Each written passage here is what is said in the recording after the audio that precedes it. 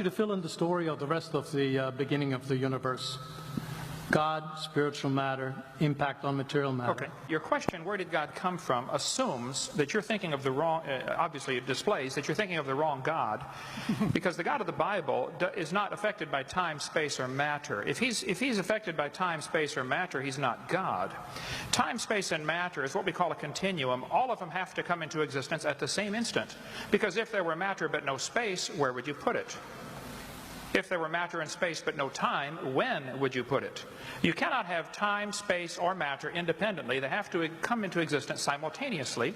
The Bible answers that in 10 words. In the beginning, there's time.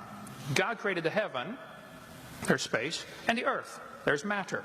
So you have time, space, matter, created a trinity of trinities there. Just, time is past, present, future. Space has length, width, height. Matter has solid, liquid, gas. You have a trinity of trinities created instantaneously. And the God who created them has to be outside of them. If he's limited by time, he's not God. The guy who created this computer is not in the computer. He's not running around in there changing the numbers on the screen, okay? The God who created this universe is outside of the universe. He's above it, beyond it, in it, through it. He's unaffected by it. So the concept that a spiritual force cannot have any effect on a material body, well then I guess you'd have to explain to me things like emotions and love and hatred and envy and jealousy and rationality.